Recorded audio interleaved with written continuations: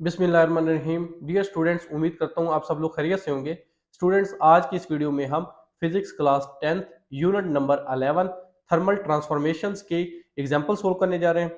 Example number 11.1 है, an old steel bridge has original length of 1.5 kilometre. एक steel bridge है जिसकी original length 1.5 kilometre given है। The average daily temperature change in the region is 15 degree centigrade from midnight to noon. और जो daily basis पे on average temperature में जो change आ रही है वो 15 डिग्री सेंटीग्रेड है। और उसने स्टील का कोएफिशिएंट ऑफ लीनियर एक्सपेंशन हमें बता दिया। How much will the bridge length change due to this daily temperature swing. और डेली बेसिस पे ये जो टेम्परेचर स्विंग कर रहा है, टेम्परेचर में जो चेंज आ रही है, इसकी वजह से ब्रिज की लेंथ में जो चेंज आएगी वो हमने कैलकुलेट करनी है। सबसे पहले हम डाटा लिख लेते हैं। जो गिवन पैरामीटर्स हैं हमें क्वेश्चन में वो लिखते हैं। ओरिजिनल लेंथ को एल नॉट से रिप्रेजेंट करते हैं और ये 1.5 किलोमीटर है। चूंकि ऐसा यूनिट मीटर होती है तो इसको आप मीटर में कन्वर्ट कर लें। और ये क्वेश्चन में गिवन भी है कि 1.5 किलोमीटर 1500 मीटर्स के इक्विवेलेंट होता है। Coefficient of linear thermal expansion जो स्टील के लिए है, इसको अल्फा से रिप्रेजेंट करते हैं और इसकी वैल्यू 12 इंटू 10⁻⁶ पर केल्विन है। जो टेम्परेचर में चेंज आ रही है डेल्टा टी, वो 15 डिग्री सेंटीग्रेड गिवन है। इसको 15 केल्विन भी लिख सकते हैं क्योंकि 1 डिग्री सेंटीग्रेड 1 केल्विन के इक्विवेलेंट होता है। अब सॉल्यूशन है, जो हमने फार्मूला यूज करना है increase in length of bridge calculate करने के लिए, वो है delta L equal to alpha L naught into delta T. Alpha L naught delta T, इन तीनों पैरामीटर्स की वैल्यूज हमें जो है वो क्वेश्चन में गिवन है। आप यहाँ पे इनकी वैल्यूज पुट कर दें फार्मूला में। जब आप सोल्व करेंगे तो डेल्टा एल आ जाएगा 0.27 metre. So increase in length of bridge is 0.27 metre. Example 11.2 है, you are designing a hot air balloon. आप एक हॉट एयर बैलून जो है वो डिजाइन कर रहे हैं। The balloon fabric has volume of 500 cubic metre at room temperature of 20 degree centigrade. और जो बैलून का फैब्रिक है उसका रूम टेम्परेचर पे जो वॉल्यूम है वो 500 क्यूबिक मीटर गिवन है। You need to know how much the volume will increase when hot air of 80 degree centigrade fills the balloon. आप ये जानना चाहते हैं कि वॉल्यूम में जो है वो क्या चेंज आएगी, कितना इंक्रीज आएगा जब आप बैलून में जो है हॉट एयर को फिल करेंगे 80 डिग्री सेंटीग्रेड टेम्परेचर पर। और उसने फैब्रिक मटेरियल का जो कोएफिशिएंट ऑफ वॉल्यूमेट्रिक एक्सपेंशन है वो आपको बता दिया है। Calculate the volume increase of the balloon fabric when filled with hot air. हमने कैलकुलेट क्या करना है, जो वॉल्यूम में इंक्रीज आएगी वो हमने कैलकुलेट करना है जब बैलून के फैब्रिक को हम हॉट एयर के साथ जो है वो फिल करते हैं। सबसे पहले डाटा है, original volume V naught given है 500 metre cube. Coefficient of volume thermal expansion इसको बीटा से रिप्रेजेंट करते हैं और इसकी वैल्यू गिवन है 3.5 इंटू 10⁻⁵ पर केल्विन। चेंज इन टेम्परेचर हम कैलकुलेट कर सकते हैं, final temperature minus initial temperature. Initial temperature 20 degree centigrade है जबकि फाइनल टेम्परेचर जो है वो 80 डिग्री सेंटीग्रेड है। इसका जो डिफरेंस है वो आ जाएगा 60 डिग्री सेंटीग्रेड। और इससे हम 60 केल्विन लिख सकते हैं क्योंकि 1 डिग्री सेंटीग्रेड जो है वो 1 केल्विन के इक्विवेलेंट होता है। डाटा लिखने के बाद नेक्स्ट स्टेप है solution. Increase in volume of balloon is calculated by the formula. So balloon के वॉल्यूम में जो इंक्रीज आएगा उसको फाइंड करने के लिए हम फार्मूला यूज करेंगे डेल्टा वी। ये रिप्रेजेंट कर रहा है चेंज इन वॉल्यूम या इंक्रीज इन वॉल्यूम को, equal to beta into V naught into delta T. Beta V naught delta T, इन तीनों पैरामीटर्स की वैल्यूज हमें डाटा में गिवन है, हम लिख चुके हैं। अब यहाँ पे ये तीनों वैल्यूज पुट कर दे फार्मूला में। जब आप सोल्व करेंगे तो आपके पास डेल्टा वी आ जाएगा 1.05 metre cube. So after raising temperature by filling air at 80 degree centigrade, the increase in volume of the hot air balloon is 1.05 metre cube. So जो increase आएगा बैलून के वॉल्यूम में जब आप हॉट एयर को fill कर देंगे वो होगा 1.05 मीटर क्यूब। एग्जाम्पल 11.3 है, a laboratory flask is filled with 250 ml of glycerine at a temperature of 20 degree centigrade. एक लेबोरेटरी फ्लास्क है जिसमें 250 ml ग्लिसरीन को फिल किया गया है टेम्परेचर 20 डिग्री सेंटीग्रेड पर। Calculate the volume of glycerine at 70 degree centigrade. हमने 70 degree centigrade पर ग्लिसरीन का वॉल्यूम कैलकुलेट करना है। The coefficient of volumetric thermal expansion for glycerine is 500 into 10⁻⁶ per kelvin. और जो coefficient of volumetric thermal expansion है glycerine के लिए वो उसने हमें बता दिया। सबसे पहले डाटा है, ओरिजिनल वॉल्यूम जो है वी नॉट वो 250 ml है। इसको सबसे पहले हम लीटर में कन्वर्ट कर लेते हैं मिलीलीटर को, 1 मिलीलीटर 10⁻³ लीटर के बराबर होता है, तो ये आ जाएगा 250 इंटू 10⁻³ लीटर। फिर लीटर को मीटर क्यूब में कन्वर्ट करेंगे, 1 लीटर 10⁻³ मीटर क्यूब के इक्वल होता है, तो ये आ जाएगा 250 into 10⁻³ into 10⁻³ metre cube. So ये बन जाएगा 250 into 10⁻6 metre cube. Coefficient of real expansion जो है इसको गैमा आर से रिप्रेजेंट किया है।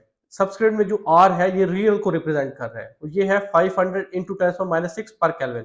जो टेम्परेचर में जो चेंज आ रही है डेल्टा टी जो है वो हम फाइंड करेंगे final temperature minus initial temperature करके। सो आ जाएगा 50 डिग्री सेंटीग्रेड जो कि 50 केल्विन के इक्विवेलेंट है। अब सॉल्यूशन है, increase in volume of glycerine is calculated by the formula. जो ग्लिसरीन के वॉल्यूम में इंक्रीज आ रहा है उसको कैलकुलेट करने के लिए हम फार्मूला यूज करेंगे delta V equal to gamma into V naught into delta T. अब gamma R, V naught, delta T, इन तीनों पैरामीटर्स की वैल्यूज हमें नाउन है। आप इनकी वैल्यूज यहाँ फार्मूला में पुट कर दें, जब आप सोल्व करेंगे तो डेल्टा वी आ जाएगा 6.25 into 10⁻6 metre cube.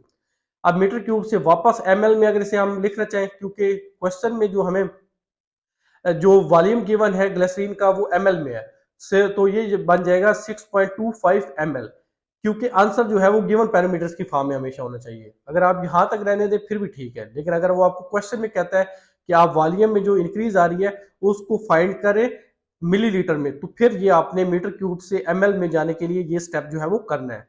So increase in volume of glycerine is 6.25 ml when its temperature rises by 50 degree centigrade. Now comes to the example number 11.4, और ये लास्ट एग्जांपल है यूनिट नंबर 11 की। Find the amount of heat required for melting the ice cream having mass 0.5 kilogram at 20 degree centigrade. Ice cream जिसका mass 0.5 kilogram है temperature 20 degree centigrade पर, इसको melt करने के लिए हमें जो हीट रिक्वायर्ड है वो हमने कैलकुलेट करनी है। और उसने आइसक्रीम का latent heat of fusion, melting point, specific heat capacity हमें बता दी है क्वेश्चन में। सबसे पहले डाटा है, मास ऑफ आइसक्रीम m जो है वो 0.5 किलोग्राम गिवन है, इनिशियल टेम्परेचर T नॉट जो है वो 20 डिग्री सेंटीग्रेड है। तो मैं आपको एक बात बता दूं, ये जो इनिशियल टेम्परेचर है ये -20 डिग्री सेंटीग्रेड होना चाहिए। ये आपकी बुक में जो है मिस्टेक है क्वेश्चन की स्टेटमेंट में, तो आप इसे -20 डिग्री सेंटीग्रेड कर ले। जबकि फाइनल टेम्परेचर जो कि मेल्टिंग पॉइंट है वो -10 डिग्री सेंटीग्रेड है। स्पेसिफिक हीट कैपेसिटी को C से रिप्रेजेंट करते हैं, और ये 2.1 इंटू 10⁻³ जूल पर किलोग्राम पर डिग्री सेंटीग्रेड है। और जो लेटेंट हीट ऑफ फ्यूजन है आइसक्रीम की वो है 3.347 इंटू 10⁵ जूल पर किलोग्राम। सॉल्यूशन में सबसे पहले हम चेंज इन टेम्परेचर कैलकुलेट कर लेते हैं डेल्टा टी, और वो हमारे पास आ जाएगा final temperature minus initial temperature. Final temperature melting point है -10 degree centigrade, minus initial temperature क्या है -20 डिग्री सेंटीग्रेड। ये माइनस माइनस प्लस हो जाएगा, -10 + 20 ये 10 डिग्री सेंटीग्रेड आ जाएगा। अब हम क्या करेंगे, we will provide heat to increase the temperature of ice cream from -20 degree centigrade to -10 degree centigrade जो कि मेल्टिंग पॉइंट है। अब हम जो आइसक्रीम है इसके टेम्परेचर को बढ़ाने के लिए -20 से -10 डिग्री सेंटीग्रेड ले जाने के लिए इसको हीट प्रोवाइड करेंगे, और उसको कैलकुलेट करेंगे using the formula delta Q equal to MC delta T. इसको मैंने Q1 कह दिया है, क्यू का है वो मैं अभी आपको एक्सप्लेन कर दूंगा। अब यहाँ पे MC डेल्टा टी ये तीनों पैरामीटर्स की वैल्यूज हमारे पास गिवन है, आप यहाँ पे पुट कर दें तो हमारे पास डेल्टा Q1 जो है वो आ जाएगा 1.05 इंटू 10⁴ joule. Now we will find heat required for melting ice cream at its melting point. अब आइसक्रीम को इसके मेल्टिंग पॉइंट पे मेल्ट करने के लिए जो हमें हीट रिक्वायर्ड है वो हमने कैलकुलेट करनी है। तो इसको मैंने डेल्टा Q2 कह दिया है। Q2 इसलिए कहा है, ये एक और हीट है जिसको हम कैलकुलेट कर रहे हैं। फर्स्ट स्टेप में भी हमने एक हीट जो है वो कैलकुलेट की है, तो दोनों को एक दूसरे से डिस्टिंग्विश करने के लिए उसको Q1 का है, इसको Q2 कह दिया है, और ये M इंटू LF के इक्वल है। मास ऑफ आइसक्रीम भी गिवन है, latent heat of fusion of ice cream भी गिवन है।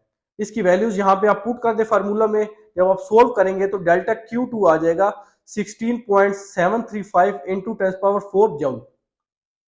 सो टोटल हीट रिक्वायर्ड जो है वो क्या होगी, डेल्टा Q, वो delta Q1 plus delta Q2 इनको ऐड करके हमारे पास डेल्टा Q आ जाएगा, और ये आ जाता है 17.785 इंटू 10⁴ जूल पर kilogram.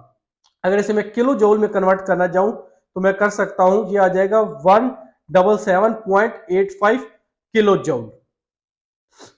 So a total of 177.85 kilojoule of heat will be required to melt an ice cream of 0.5 kilogram at minus 20 degree centigrade. So half kilogram ice cream को -20 degree centigrade temperature पे melt करने के लिए जो हमें total heat required होगी वो होगी 177.85 किलो जूल। तो स्टूडेंट्स यहाँ पे ये हमारी एग्जांपल्स यूनिट 11 की कंप्लीट हो जाती हैं। अगर आपका कोई क्वेश्चन हो तो कमेंट सेक्शन में जरूर बताएं। वीडियो पसंद आए तो वीडियो को लाइक शेयर कर दें। हमारे चैनल पे नए हैं तो चैनल को सब्सक्राइब कर दें। अपना बहुत ख्याल रखिएगा। मिलते हैं नेक्स्ट वीडियो में, तब तक के लिए अल्लाह हाफिज।